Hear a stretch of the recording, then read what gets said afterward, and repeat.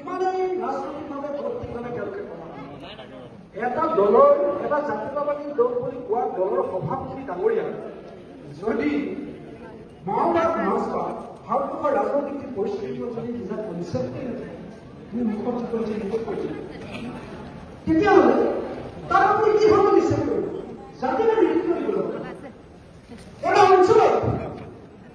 এটা ভূখণ্ড জড়িত কৰিব হ'লে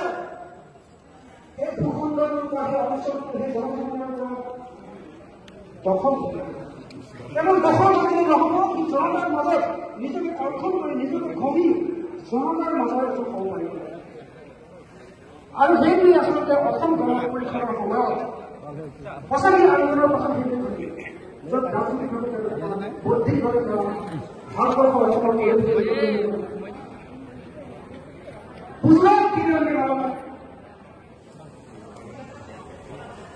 আবেগত আৱাজ আৰু আবেগত যদি ৰাজনীতি হয় তেতিয়াহ'লে সেই জাতিয়ে বা সেই জনগোষ্ঠীটোৱে বা সেই ভূখণ্ডৰ অঞ্চলৰ ৰাইজে সদায় বঞ্চিত হ'ব আৰু সেইকাৰণে আমি আজি ৰাজনৈতিক কৰ্মশালা কৰিছে এটা দিক দৰ্শন দিব আমি এটা ফিলচফি এটা পলিটিকেল ফিলচফি এটা আমাৰ থাকে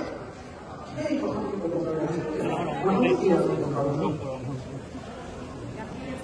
আজি সম্পদৰ অধিকাৰ নাই আমাৰ যদি সম্পদৰ অধিকাৰ নাথাকে অসমৰ আজি তেল কয়লা চুৰি অসমত ওলাই আৰু সেই সম্পদৰ অধিকাৰ কাক দিয়ে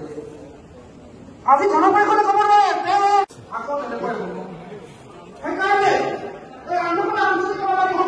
শক্তি লাগে আমাক ৰাষ্ট্ৰীয়বাদী চৰকাৰ এই আঞ্চলিকতাবাদী শক্তিয়ে এই ৰাষ্ট্ৰীয়তাবাদী কংগ্ৰেছে হওক বা বেলেগ কাম কৰাৰ বাবে হওক